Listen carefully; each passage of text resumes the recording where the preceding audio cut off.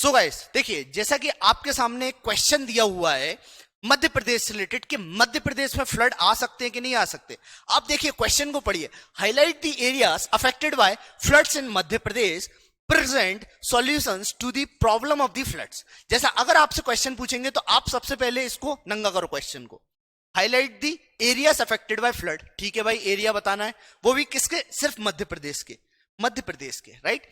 Present solutions also, तो इन्होंने बोला सॉल्यूशंस भी दो और जो प्रॉब्लम्स हो जाती हैं उनको लेकर सॉल्यूशंस दो। अब एमपी से रिलेटेड पूछा है तो थोड़ा सा डेटा आप चाहो तो इंडिया से रिलेटेड डाल सकते हो कि भाई इंडिया में ऐसा ऐसा प्रॉब्लम, लेकिन एमपी में मेजर प्रॉब्लम फ्लड का है। क्यों? क्योंकि एमपी लैंडलॉक है। लेकिन इंडिया में भी अलग अलग स्टेट्स में जैसे जैसे मानसून आता है, पेरिनियल रिवर्स उफान पे होती हैं, उसके कारण फ्लड देखने को मिलता है। फॉर एग्जाम्पल कोसी, सौरव विहार, ठीक है, गंगा उत्तर प्रदेश में धमाचौकड़ी मचा देती है, राइट।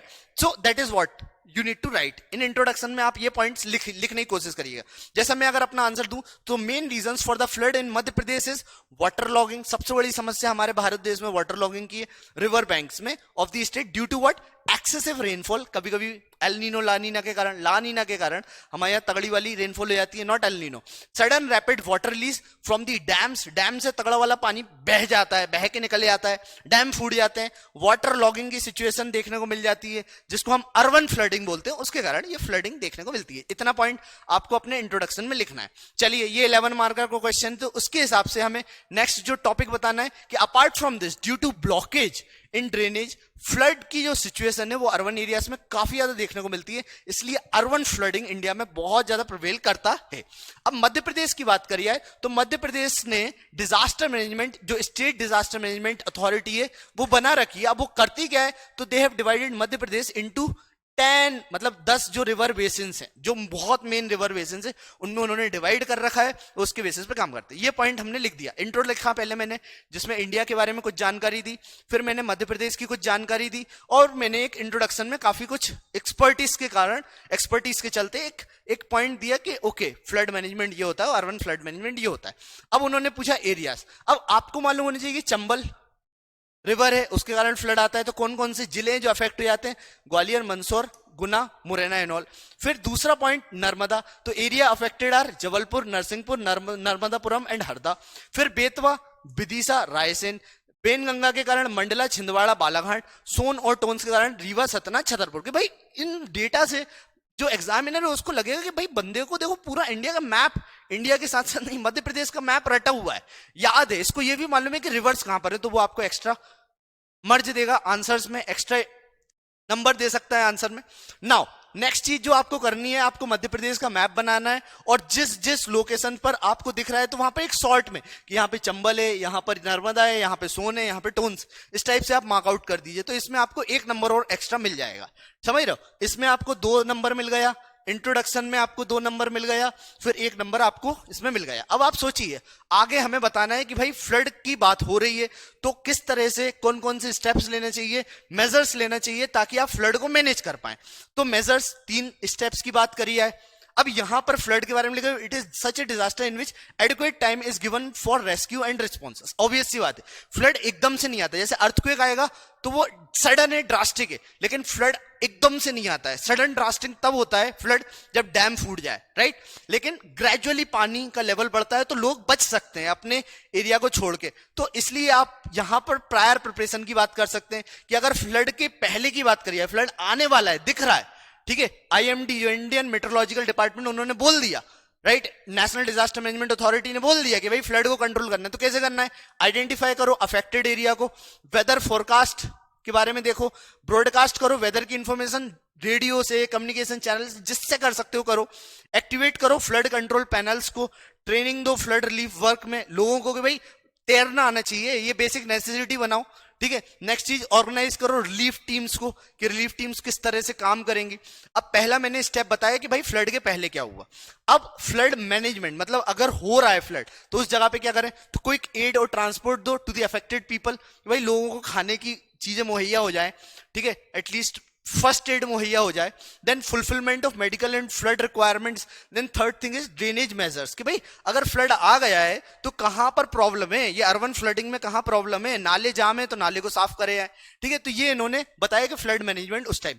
अब फ्लड गया, मान के चलिए गया, तो उसके बारे में भी हमें पॉइंट्स देना पड़ेंगे, लाइक फॉर एग्जाम्पल रिहेबिलिटेशन किस तरीके से दी जाए, देन प्रोवाइड करा जाए फाइनेंशियल एड, पैसा करती है राइट, कि फाइनेंशियल एड जो डिपार्टमेंट से जो हम बोल सकते हैं रूडिमेंट्री लेवल पे गवर्नमेंट ऑफिसर्स काम कर रहे हैं, या रूडिमेंट्री लेवल पे जो लोकल सेल्फ गवर्नमेंट काम कर रही है, तो उनको पैसा दिया है कि हाँ भाई नाली का ये ड्रेनेज सिस्टम है इस तरह से इंप्रूव कराया है कि अर्बन फ्लडिंग ना आए, या मध्य प्रदेश में इस लोकेशन पे फ्लडिंग हो जाता है, या लोग अगर concrete jungles like urban sprawling वाली सिचुएशन देखने को मिल रही है तो वो मना कराया है, रामसर साइट में उस रीजन को लिया जाए। जैसे इंदौर के भी रिसेंट में एक एरिया है जिसको रामसार में शामिल करा गया है राइट, तो that is how it work. Then construction of new shelter sites, restoration of the basic infrastructure should be done, so that is what post flood management. और इस तरह से अगर आप आंसर लिखेंगे, एक छोटा कंक्लूडिंग रिमार्क देके आप एंड करेंगे ना, 101% तुम्हें जो 11 मार्क्स है ना, 11 में से हो सकता है, जैसा कि मैंने अभी आपको बताया था, यहाँ पे 2 नंबर मिला था, 2 नंबर मिला था, 1 नंबर मिला था और फिर से 2 नंबर मिल जाएगा। अगर 7 साढ़े 7 नंबर भी मिल गए, 2 या 3 नंबर दे दे बंदा, मेरे ऐसा बंदा होगा, आप ऐसे आंसर लिखोगे तो 8 नंबर भी मैं दे दूंगा। अगर इतना मिल गया ना, this is more than enough guys, more than enough, and that is how you need to approach your question answers related to disasters. I hope you are getting it. Is this clear to you? Yes, Prem, Sirpur, या you are right, Sirpur lake Indore. मैं current से जुड़ा रहता हूं, लेकिन कभी time मिलता है तो मैं देख लेता हूं, करंट से कभी कभी छूट भी आता है। That is how you need to remember and that is how you need to work. समझ में आया? तो आज की क्लास में यहीं तक रखता हूं, ठीक है। कल और लास्ट क्लास होगी डिजास्टर मैनेजमेंट पे, मैं आप लोगों को यही सजेस्ट करूंगा कि कल की क्लास में फिर से आना, मैं 2-4 क्वेश्चन फिर से बताऊंगा, ठीक है। उन क्वेश्चन के बेसिस पे मैं पढ़ाऊंगा, और कुछ अथॉरिटी जो इंटरनेशनल ऑर्गेनाइजेशन डिजास्टर की बात कर रही है, दैट्स ऑल, उनके बारे में बात करेंगे। और तुम्हें लगता है कि सर आप ये भी पढ़ाइए, या आपके पास कुछ क्वेश्चंस हैं जो आप डिस्कस करिए, तो just send it to me, I will make the PDF and I will explain you, right. So that's all for today. I hope you enjoyed Tim and everyone. Tim, Prem. So yes, प्रेम क्या बोल रहे हैं, sir water and disaster management वाली unit से 30 number के question आएंगे ना mains में, और प्रीलिम्स में नहीं आएंगे। इससे देखो 30 नंबर के क्वेश्चन, हाँ वाटर एंड डिजास्टर मैनेजमेंट जैसे ये मैं बता रहा हूं ना, इस टाइप का ही आएगा। जैसे क्वेश्चन उन्होंने वाटर सेट पे पूछ लिया, रेन वाटर हार्वेस्टिंग पे पूछ लिया, उन्होंने ड्रिंकिंग वाटर से रिलेटेड पूछ लिया, फिर मैंने आपको बताया था ग्राउंड वाटर से रिलेटेड चीजें बताई थी, फिर मैंने आपको एक्यूफर्स के बारे में बताया था, ट्यूबवेल रेवोल्यूशंस के बारे में बताया था। जैसा कि मैंने सारे पॉइंट्स कवर करे हैं ना, अगर आप इनको भी कवर आउट कर लेते हैं तो भी आपका काम हो जाएगा। इस टाइप से ही क्वेश्चंस आते हैं, बड़े सिंपल आते हैं, बेसिक समझो तुम, ठीक है। बेसिक अंडरस्टैंडिंग अगर हो गई तो तुम अच्छे से कर सकते हो, राइट।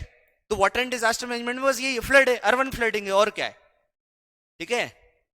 NDMA की गाइडलाइन से वही लिखना है तुम्हें, okay. You can call me Mansi, okay. So that's what I asked man, आप उसको चेंज करो, मेरे को देखो इतना मतलब फर्स्ट टाइम, और नंबर में सेव हो जाना तुम। So I will add you in the group if you have any problem. Yes Mansi, कि आपको अगर प्रीवियस ईयर क्लास से समझ में नहीं आ रहा है तो we take care of every student personally. आप मेरे को मैसेज कर सकते हो, कभी नहीं देख पाता हूं, मेरे पास बहुत सारे मैसेज आते हैं, but I will surely I will reply, okay, ठीक है। चलिए, okay guys, so I will stop my class here. Thanks a lot for listening very patiently and peacefully. As always, you guys are really awesome and you are working hard. Please do write some of the questions so that I will convey the message on those questions to you in the next class, coming class, right? कल last class रहेगी हमारी disaster management पे, तो please कुछ question previous year के देखो और लिखने की कोशिश करो, ओके। चलिए, bye bye, take care guys.